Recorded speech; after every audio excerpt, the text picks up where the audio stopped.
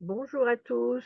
Je vais vous présenter la correction du concours CRPE 2023. D'abord, je vais me présenter.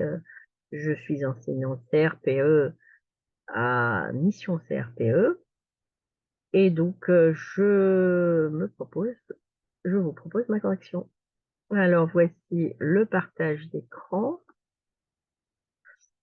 afin que l'on puisse suivre la correction. Donc, euh, donc voilà, concours oriental, j'espère que vous avez encore le texte en tête. Alors, on va commencer par la question 1, étude de la langue sur 6 points. Alors, dans la question numéro 1, dans le premier paragraphe, identifiez les temps et modes des verbes conjugués mis en caractère gras ci-dessous et justifiez leur emploi. Alors, nous avons effectivement 4 verbes. 4 verbes, donc j'ai aîné, serait, exister et sert. Alors, aîné, bien sûr, c'est le verbe être qui est conjugué au passé composé de l'indicatif, à la troisième personne du singulier. Ce n'était pas forcément nécessaire, mais bon, c'est un petit plus. Alors, pour justifier l'emploi, déjà, on va l'identifier comme étant une action accomplie, antérieur au présent, le passé composé est le temps antérieur du présent, car l'enfant, il est déjà né, tout simplement.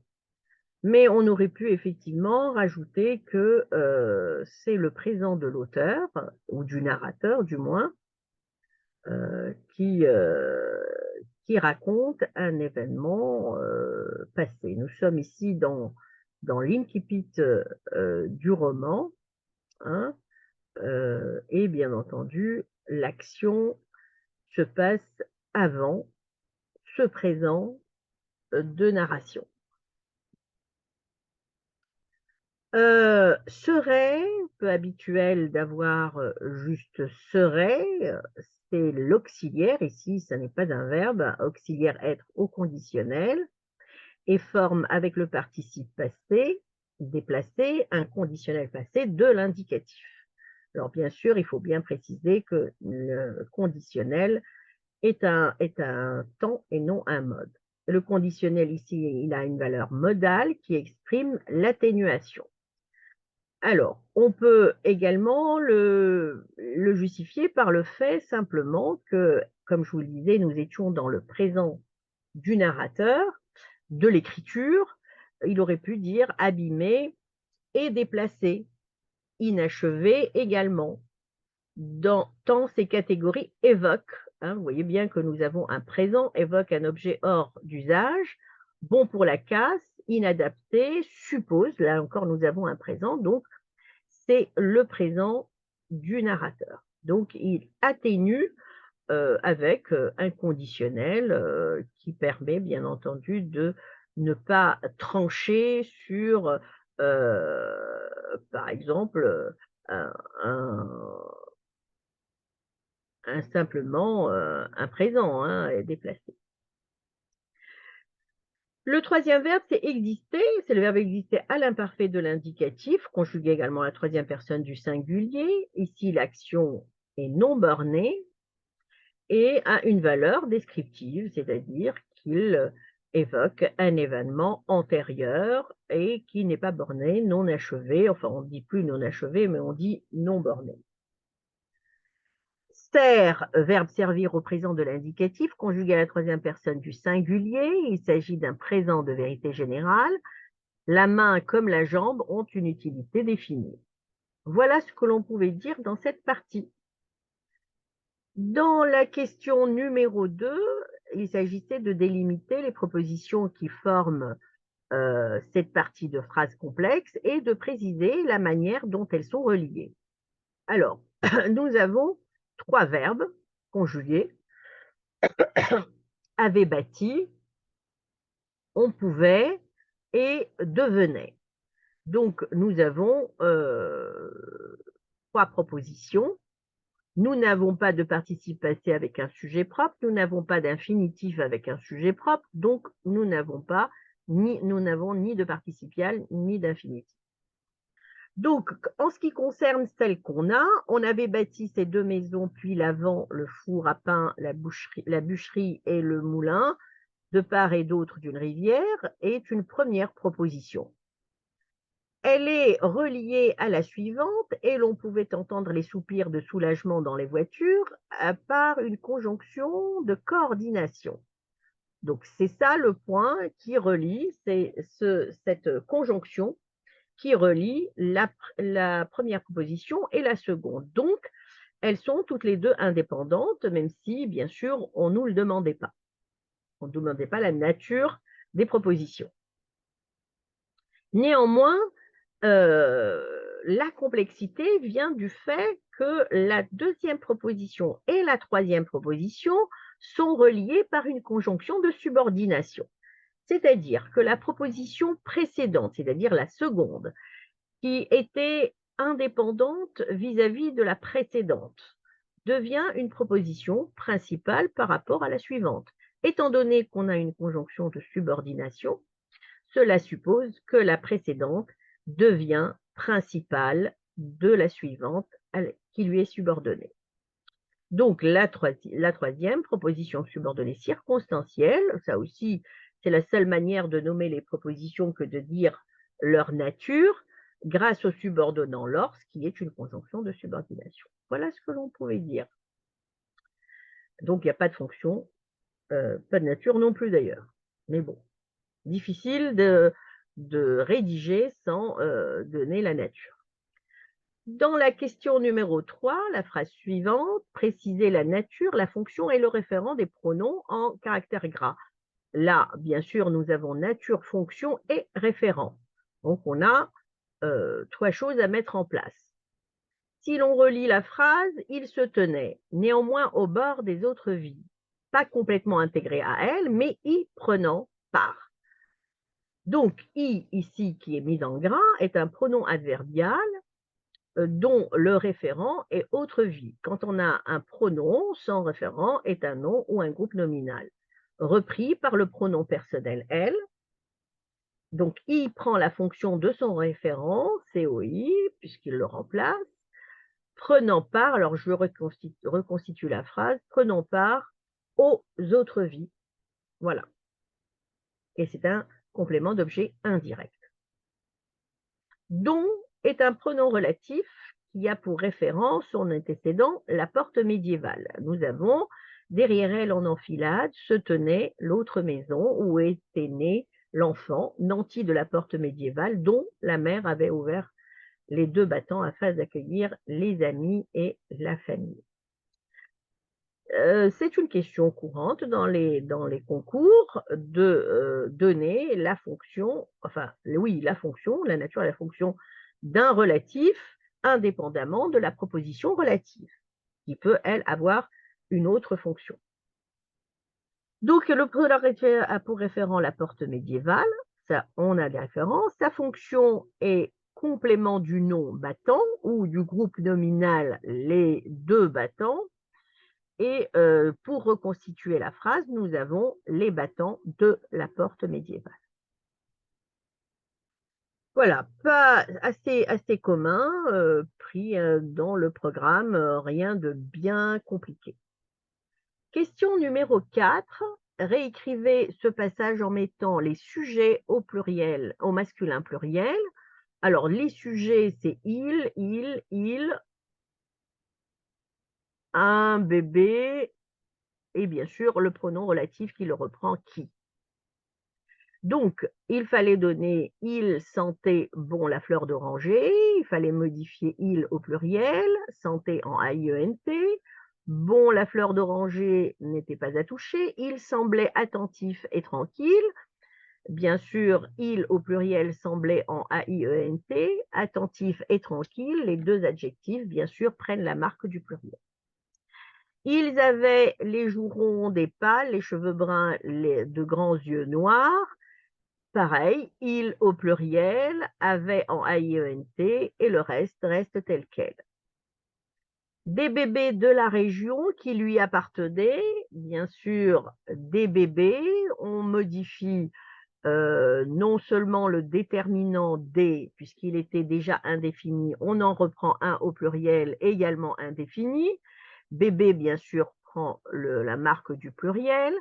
De la région, on ne modifie rien. Qui reprend les bébés, permet de donner le pluriel, la désinence plurielle au verbe appartenait en AIENT.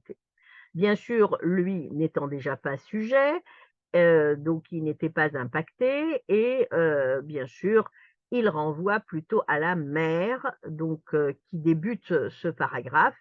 Les bébés appartenaient à la mère puisque le paragraphe commence par l'appréciation de la mère. Alors, même si vous aviez pensé que c'était de la région, je me demande si ça n'était pas voulu. Bon, peu importe, l'essentiel, c'est que les accords et les modifications soient conformes.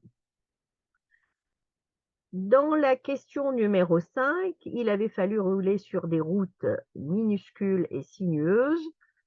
On vous demandait d'indiquer la nature et la fonction des adjectifs. Bien sûr, nous avons ici 2 adjectifs qualificatifs. Un qualificatif est à préciser, hein, car il y a plusieurs types d'adjectifs, dont la fonction est épithète du nom route. Voilà, rien de particulier. Il s'agissait de réécrire la proposition en utilisant une expansion du nom d'une autre nature. Alors, le nom, c'est route, bien entendu. Il fallait expanser route avec, à l'aide, bien sûr, de ces adjectifs. Ça nous donne, il avait fallu rouler sur des routes qui étaient minuscules et sinueuses. C'est la formule la plus évidente et qui correspond au contexte. L'expansion choisie est une proposition subordonnée relative adjective, ça c'est sa nature, même si ça n'avait pas été demandé, introduite par le pronom relatif qui, dont le rôle est d'expanser l'antécédent route. Voilà. Donc rien de bien particulier dans cette première partie d'étude de la langue. Cette partie était assez classique.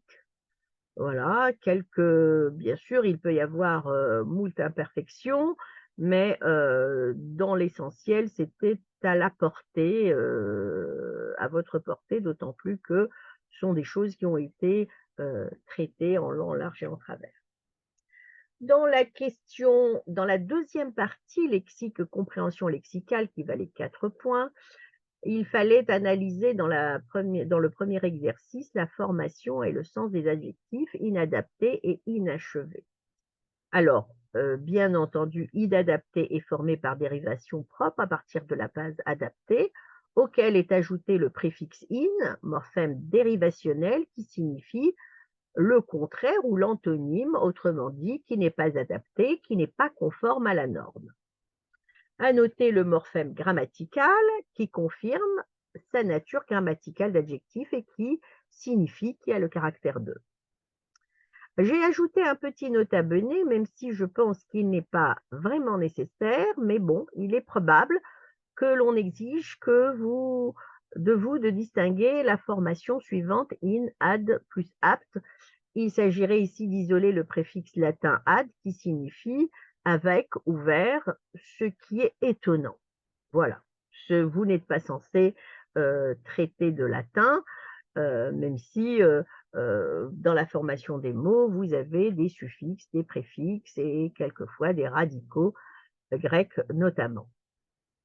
Pour inachevé, c'est la même formule, formée par dérivation propre à partir de la base achevée, auquel est ajouté le préfixe in, morphème dérivationnel, qui signifie le contraire, autrement dit qui n'est pas achevé ou incomplet.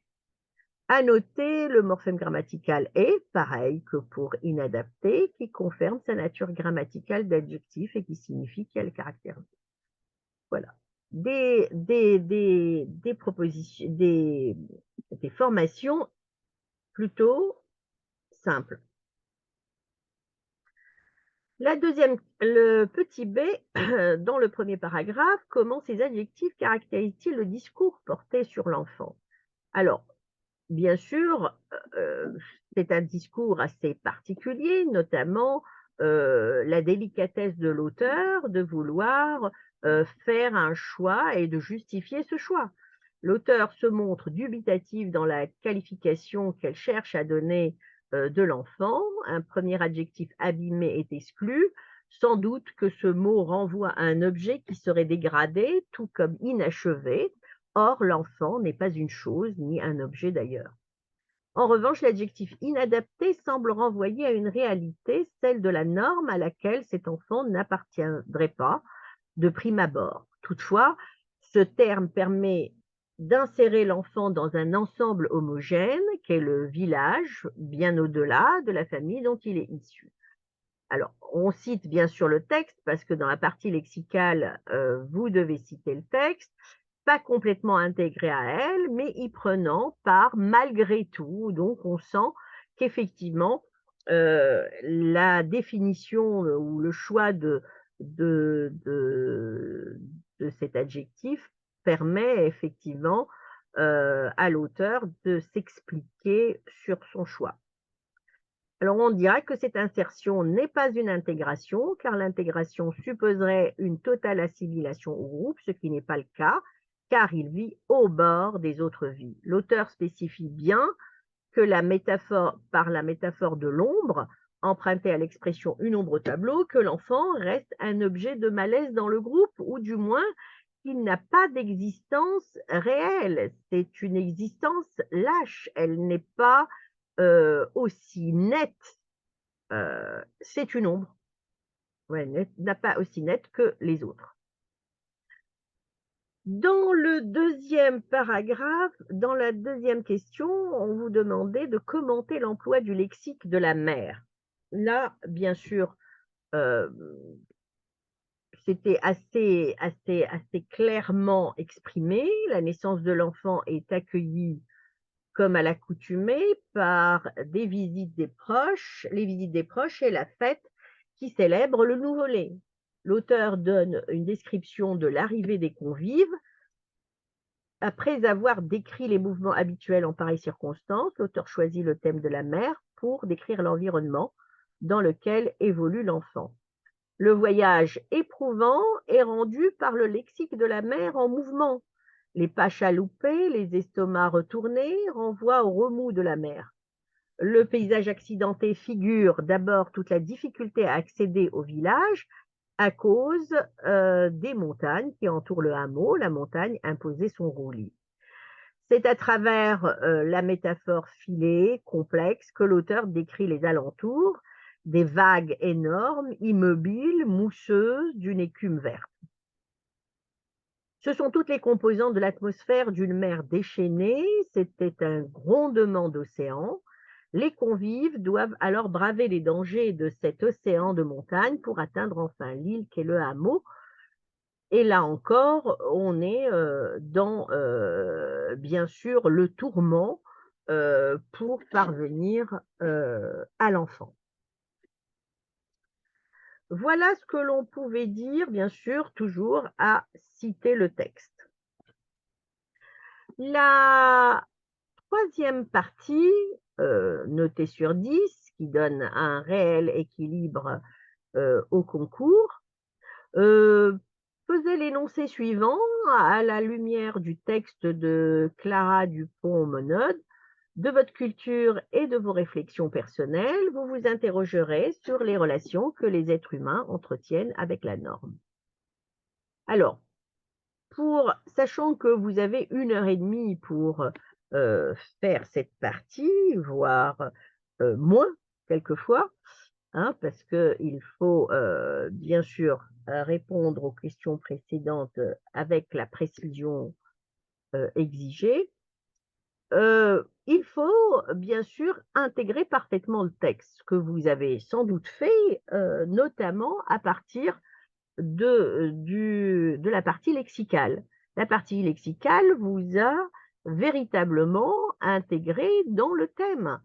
Hem, de l'inadapté, de la difficulté, de la relation des uns aux autres, de toute l'énergie que, les amis, et la famille, usent pour, venir voir, le nouveau-né. C'est dans l'ordre ou le cadre de la normalité. L'énoncé ici est très clair. Il s'agit des relations que les êtres humains entretiennent avec la norme. Et bien entendu, le texte dans son entièreté euh, traite justement de cette relation que les êtres humains entretiennent entre eux et pour constituer la norme. Donc, quand on interroge le texte sur le voyage des convives, le lexique de la mer, on se rend très rapidement compte que les convives bravent le danger parce que ça doit se faire comme ça. On doit accueillir l'enfant comme il se doit. Donc, heu, il faudrait que votre texte, soit suffisamment exploité et d'ailleurs, il vous permettra de justifier les relations que les êtres humains entretiennent avec la norme. Une introduction, je l'ai, listée bien entendu, mais vous ne le ferez pas de cette manière parce que vous n'avez pas fait de cette manière puisque vous avez parfaitement rédigé. Alors, il faut définir le terme norme, qui renvoie aux règles de conduite des individus. Elles peuvent être concrètes ou abstraites, objectives ou subjectives, mais elles impactent sans réserve les personnes et les groupes. Voilà, sur votre point de départ, partez franchement du mot-clé qui, euh, qui oriente votre interrogation. La norme sociale, c'est bien sûr, ce qui concerne ce texte. La norme sociale est le point d'ancrage de l'identité sociale, en ce sens où elle est le code d'identification par lequel les individus se reconnaissent. C'est-à-dire qu'ils partagent la norme, heu, qu'ils ont, mis en place ou qu'ont mis en place, sans doute, leurs parents, leurs aïeuls ou voilà. Il faut définir également le handicap, qui est une déficience par rapport à la norme, puisqu'on ne peut le définir que par rapport à la norme, notamment, dans cet exercice, comme référence du groupe. Dans l'extrait que nous étudions, l'arrivée d'un enfant différent des autres reste tout de même une préoccupation à son intégration au groupe. Bien que le texte ne le dise pas, du moins on a l'impression qu'il ne le dit pas, on sait qu'il s'agit bien sûr d'un enfant inadapté.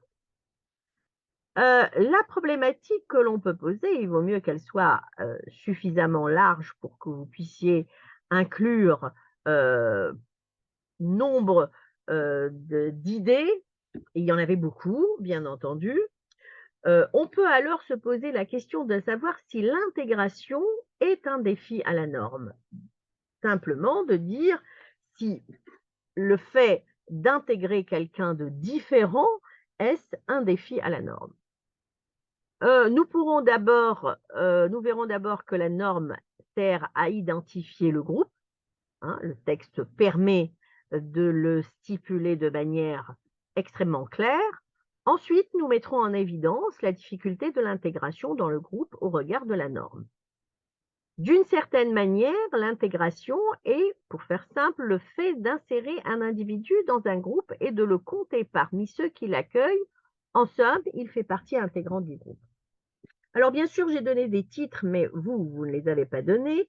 Alors, un premier titre, c'est la norme sociale comme base d'identification du groupe. Dans l'extrait que nous étudions, l'arrivée de l'enfant reste un événement heureux, notamment pour les parents, et tout est fait pour montrer son bonheur. Donc, vous allez avoir 2 parties, bien sûr, une partie, de la norme sociale comme identification de groupe et une deuxième partie de la difficulté d'intégration pour se démarquer du texte. Mais dans tous les cas, nous avons ici 2 sous-groupes, hein, qui m'ont permis d'exploiter largement le texte. Alors, la normalité de la relation, ici mère-enfant, est assez significative. L'enfant est reçu comme n'importe quel nouveau-né, conforme à la tradition et donc à la norme. On relève dans cet extrait les caractéristiques relatives à un nouveau-né, hein, bien sûr sa beauté, le bébé était même très beau, les qualificatifs vont dans le même sens et gratifient l'enfant des qualités que l'on trouve communément chez les nourrissons. Il avait les joues rondes et pâles, les cheveux bruns, de grands yeux noirs, rien de bien particulier. Il sentait bon la fleur d'oranger, il semblait attentif et tranquille, l'enfant si sage dans son transat, hein, son appartenance au groupe clos cette série de qualificatifs par un bébé de la région qui lui appartenait. Alors, c'est un regard aimant qui est posé sur l'enfant, notamment celui de la mère, heureuse de le présenter. L'identification de l'enfant donc garantit son inclusion dans le groupe dès lors qu'il ressemble à tous. Une dernière reconnaissance lève le doute, si doute il y a. Ici, les bébés avaient les yeux noirs, les vieux étaient minces et secs, tout était dans l'ordre. On note une forme de déni, hein, bien sûr, de la part de l'auteur, hein, suggérée par l'auteur, la volonté de ne pas évoquer le pire à travers cette comparaison si complaisante. Le deuil des parents qui accueillent un enfant handicapé est une réaction qu'ils expliquent par le fait que leur propre enfant ne leur ressemble pas, du moins, il n'est pas semblable à eux. Là encore, la naissance d'un enfant présentant un handicap peut être perçue comme une entorse à la norme et remet en question la capacité des parents à mettre au monde un enfant normal. J'ai bien mis normal entre guillemets. Aujourd'hui, on dira plutôt ordinaire. La deuxième sous-partie va aller dans le même sens, c'est-à-dire d'aller dans la normalité, hein. L'accueil des convives est un hommage à l'enfant et l'expression de la joie partagée avec les parents. Le cérémonial est parfaitement décrit. La mère recevait les invités, elle avait ouvert les 2 battants, elle proposait du vin de châtaigne, hein. Une cérémonie comme il y a tant dans cette contrée. La petite assemblée buvait, extatique dans l'ombre de la cour, une scène familière qui se conclut par le verdict attendu et voulu, l'enfant était accepté, semblable aux autres.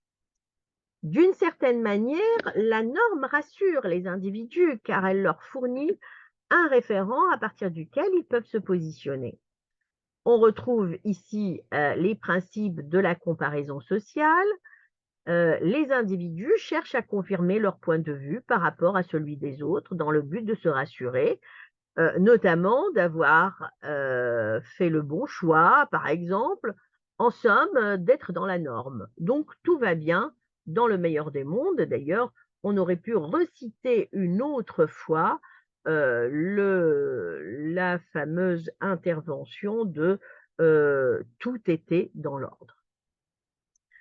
Alors, bien sûr, il s'agit de conclure pour chaque partie, hein, il faut conclure pour s'engager dans la transition. Ici, pour conclure la première partie, on va dire simplement que le texte, par sa formule « Un jour, dans une famille est né un enfant inadapté », semble s'apparenter au conte. Tout est merveilleux, la beauté de l'enfant est une preuve de son appartenance au groupe. Jusque-là, rien ne perturbe ce petit monde. J'ai oublié jusque-là. Rien ne perturbe ce petit monde et le cérémonial se déroule selon la coutume. Reste l'élément perturbateur dans l'étape narrative, hein, nous sommes ici dans l'incipit, hein, une sorte de situation initiale où l'on dit à peu près tout pour s'engager dans la suite du roman. L'enfant présente une déficience, il est inadapté. Alors la transition, là encore, vous ne la signalerez pas ainsi, puisqu'il s'agit de tout rédiger. Toutefois, la différence ne laisse pas totalement indifférent. Bien que l'on ait une certaine volonté de faire fi de la norme, le regard des autres rappelle sans cesse à quel point ne pas correspondre à la norme peut être un véritable tourment. Alors effectivement, la difficulté à une véritable intégration, bien sûr, ce qui est en italique n'est pas réécrit. Le texte ne fait pas abstraction totale du handicap de l'enfant. La normalité concerne le nourrisson. Rien ne le différencie des autres nouveau-nés. On note tout de même que le problème est clairement exprimé à plusieurs reprises. D'abord, l'ombre au tableau laisse penser qu'un problème subsiste, telle l'ombre au coin d'un tableau, je l'ai déjà évoqué plus haut. L'enfant qui présente un handicap n'est pas totalement intégré, il est là, au bord des autres vies, et l'auteur confirme qu'il n'est pas complètement intégré.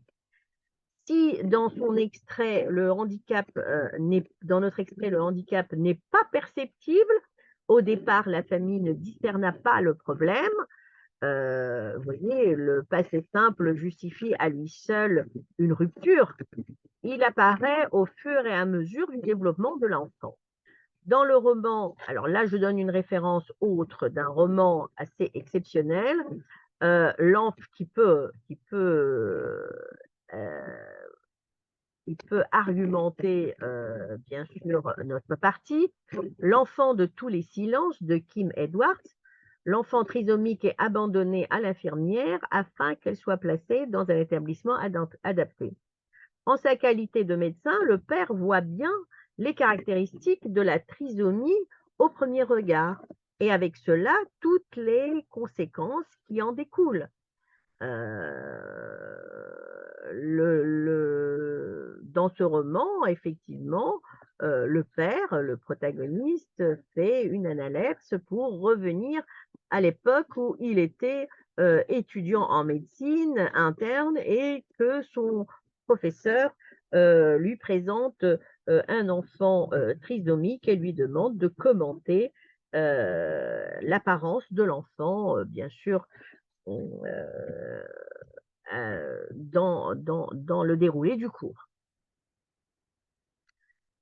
La première partie, c'est la difficulté d'insertion, va bien au-delà. C'est d'ailleurs ce que les parents craignent le plus. Le terme intégration suppose une certaine forme de normalité de la situation de la personne handicapée. Il fut un temps où les personnes handicapées étaient recluses dans des espaces isolés, invisibles au reste de la population, hein. L'idée, c'est de les cacher pour éviter, bien sûr, la stigmatisation ou les moqueries ou la méchanceté, tout simplement.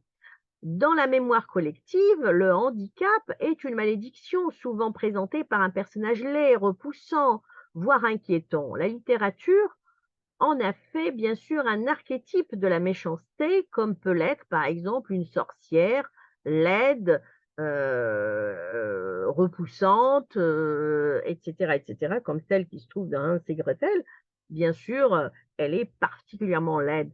Ou bien le personnage de Jean-Baptiste Grenouille, meurtrier dans le roman de Patrick Susskind, Le Parfum. Alors, c'est vrai, c'est la stigmatisation qui, heu, qui exprime la norme. La stigmatisation des personnes différentes, le handicap y compris, est une réalité qui ne peut être ignorée. Il y va de l'évitement au paternalisme qui consiste à traiter un adulte comme un enfant. Évidemment, ces attitudes témoignent de l'infantilisation envers les personnes dont on nie les droits. On nie qu'il est adulte ou inversement qu'il est un être humain, par le simple fait qu'elles ne sont pas normales. La littérature regorge de figures emblématiques, reconnues par leurs différences. Alors, j'ai choisi de citer L'homme qui rit de Victor Hugo, dont le personnage Gwynplaine partage avec Quasimodo, bien sûr, la laideur et la répugnance, mais également des valeurs invisibles aux yeux de leurs détracteurs. Bien sûr, c'étaient des hommes de valeur, sachant aimer, particulièrement sensibles. Voilà, ce sont des gens qui, partagent avec les autres êtres humains, les mêmes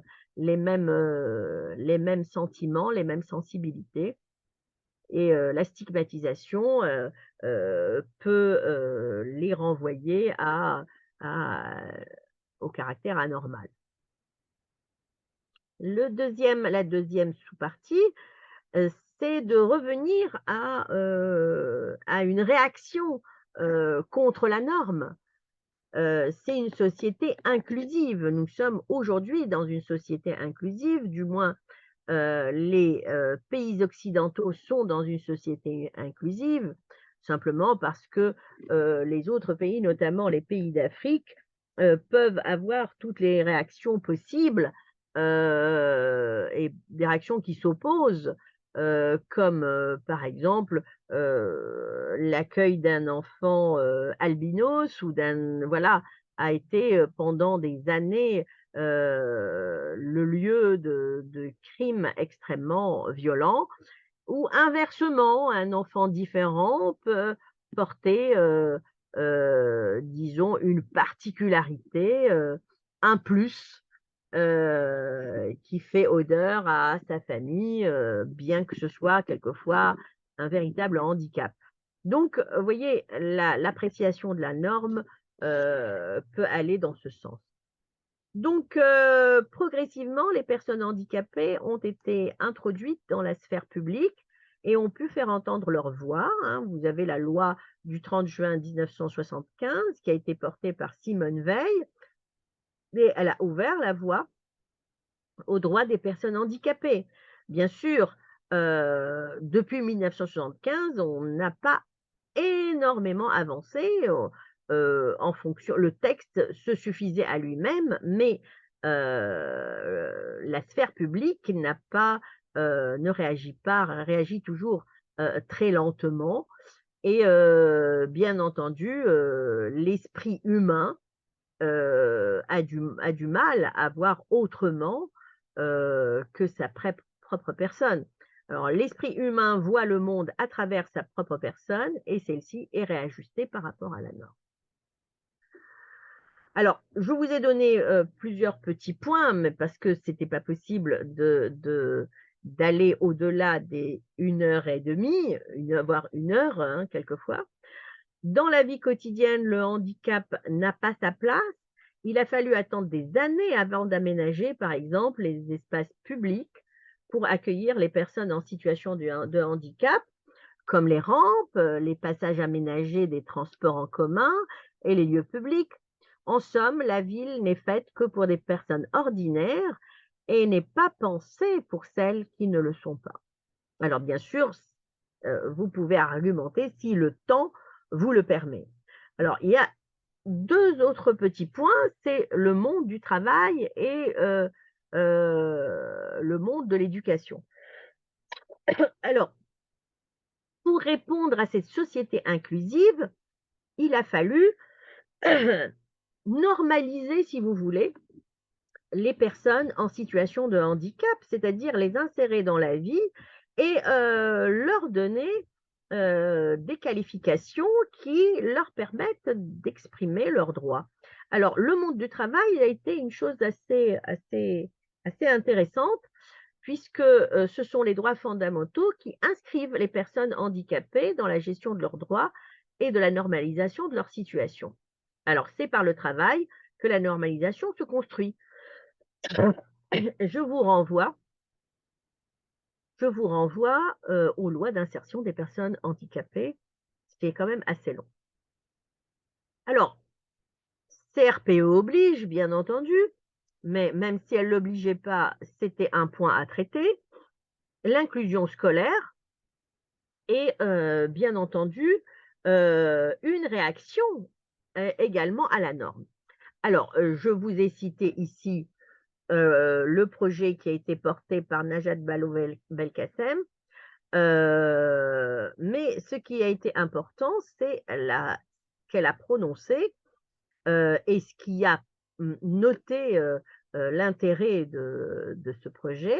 Ce n'est pas à l'enfant de s'adapter au système, mais au système de s'adapter aux spécificités des élèves. Alors cette phrase met l'accent sur la nouvelle approche du handicap dès lors qu'elle permet de changer de point de vue. Ce n'est plus aux personnes différentes de chercher à s'intégrer au groupe, mais c'est le groupe qui doit les accepter, comme pour l'insertion au travail et afin d'établir une nouvelle norme, l'école devient le lieu de familiarisation avec cette nouvelle forme. Les enfants apprennent à faire de la différence une autre réalité du monde qui les entoure. Donc les enfants ne sont pas surpris, d'avoir, des camarades, différents, quelquefois même ils ne le perçoivent pas. Moi-même j'avais, enseignante, au collège, j'avais un élève, autiste, en sixième et je peux vous assurer que, c'était merveilleux. Voilà, par rapport des aux autres élèves, hein, bien entendu. Alors pour la conclusion, bien sûr, la conclusion est une synthèse, hein, vous devez revenir à l'ensemble, de votre analyse et vous devez bien sûr répondre à la problématique. L'ouverture n'est pas forcément une nécessité, le risque, c'est de faire une ouverture qui n'est pas à portée, donc dans ces cas-là, mieux vaut, s'en abstenir que, d'en faire une, maladroite. Alors nous avons pu voir que le texte qui nous est proposé offre la vision idéalisée d'une naissance. Elle est soutenue par la mise en scène du cérémonial afin d'accentuer sa normalité. Donc c'était ce que j'avais essayé d'évoquer dans cette première partie. Dans cette première partie, on voit bien que la norme occupe l'essentiel des actions et des gestes. Le bonheur qui est ainsi exposé exprime l'harmonie nécessaire au groupe afin que les membres puissent coexister. Le handicap est perçu comme une entorse à cet équilibre et donc à la norme. Ainsi, pour construire une société équilibrée, il a fallu repenser les relations que les êtres humains entretiennent avec la norme. C'est une société inclusive, plus attentive aux personnes différentes, qui cherche à uniformiser ses membres en acceptant la différence de l'autre. Donc voilà ce que j'avais à vous dire. Bien sûr, mon plan est le mien et c'est une proposition de correction, bien entendu. Vous aviez plusieurs possibilités. C'est au lieu de vous servir du texte, d'orienter, sur le même plan que le mien, d'orienter, chaque partie sur, une analyse, un commentaire, une interrogation sur le lien, qu'entretiennent, les individus avec la norme et vous référer progressivement au texte. Heu, C'était possible, mais ça allait demander, beaucoup de temps et bien sûr, la préparation d'un brouillon, relativement, fourni. Cette formule-là, semble, un petit peu plus simple. Donc voilà, j'espère que ça vous a apporté, que vous avez été peut-être rassurés et que, ma foi, vos efforts, paieront de toute évidence. Merci beaucoup et bonne journée, au revoir.